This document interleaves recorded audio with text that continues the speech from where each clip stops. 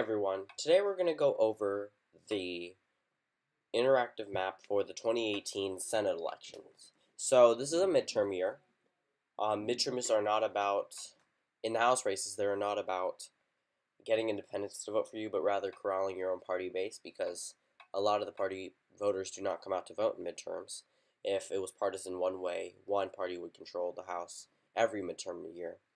So what midterms is all about is getting your party out to vote. And with gerrymandered districts, it's very hard to flip from side to side, um, which is why the Senate maps are something that I'm more interested in. Senate maps are done by the entire state rather than cut boundaries by quote unquote independent lawyers and firms that draw the districts that are actually being bribed to make it more Republican or Democrat.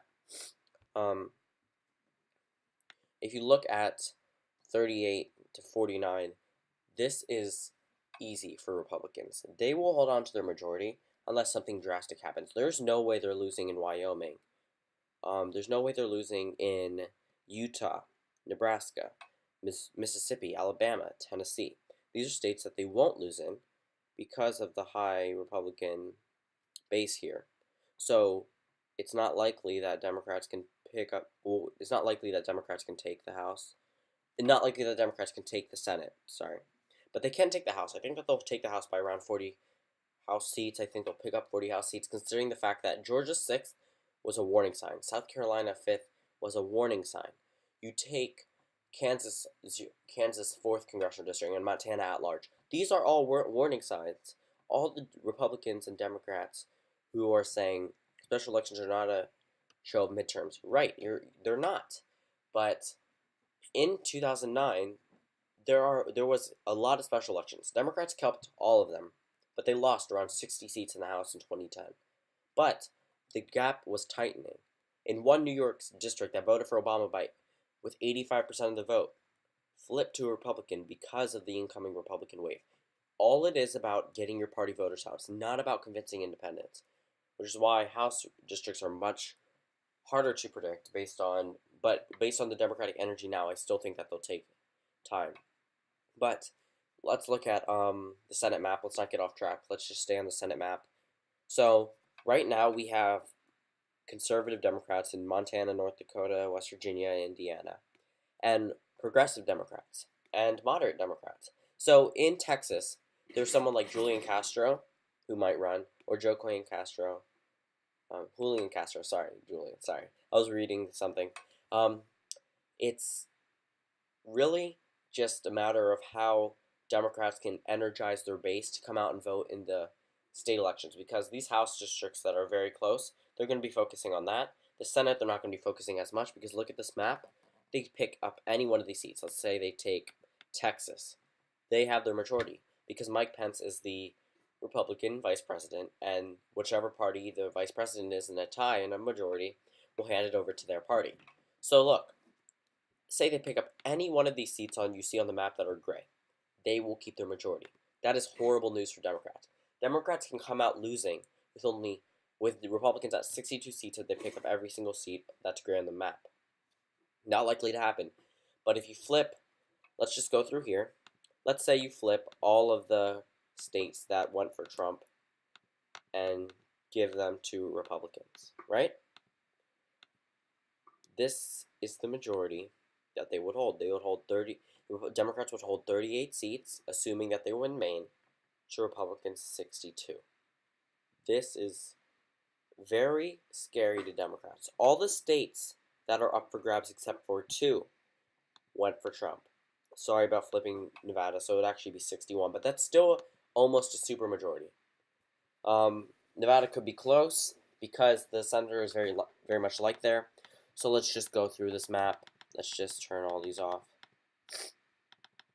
So actually, Arizona and Texas are a very sketchy topic to talk about in Senate races because it's all about energizing the Latino base for Democrats, and it's all about energizing the white working class for Republicans. Because if Latinos come out to vote, they typically vote Democrat. That's a fact. So that's probably what will happen if Democrats are able to energize their base. So now let's just go through the Senate map and go on to some predictions. I think that Montana will stay blue. very slightly. John Tester is liked there. He's a conservative Democrat. There are a lot of voters in Montana. They voted for a Democratic governor, and they cast more votes. That was on election day when Trump won the state by around 20%. And they still voted for a Democratic governor larger than Trump won the state of Montana. So there's a lot of split party voters, so not down ballot voters. Along with North Dakota Heidi Heitkamp has a 50% approval rating here, and that's surprising for a Democrat, considering Trump won the state by around 36%. They're still able to hold on to North Dakota. Remember, I think Heidi Heitkamp is liked, and if you have a 50% approval rating when Democrats barely reach 30% in the general election, sorry, that's very good news, because all you have to do is convince 1% more of the population and you win your Senate seat back. Right now, Tammy Baldwin, that one will stay Democrat, just with the incoming Democratic wave, but I think that it'll stay Democrat slightly. Along with Michigan, I think that one's safe. Pennsylvania, right now, Bob Casey, I think that one will stay very slightly Democrat. I mean, if you look at the map now, all Democrats have to do is energize their base and say, hey, we lost in 2016, but let's take it back in 2018. This is a Senate race. It's downhill. It's an uphill climb for the Democrats, and it's a downhill walk for the Republicans. But there's always trips and traps for either side, so anything can happen. Now, Ohio, I think that one will be a Democratic seat, just because of the fact that there's a strong urban base here that comes out to vote in general elections that doesn't come out to vote in midterms, and with Trump being elected, they finally realize, oh crap, we need to come out and vote. And when they come out to vote, when the urban counties come out to vote, they vote Democrat. So I think that one will stay very slightly Democrat. Indiana, Joe Donnelly, not very much like there. I think that one will flip to the Republican side. But we'll come back to that one. Missouri, Claire McCaskill, I think she'll hold on to it very slightly.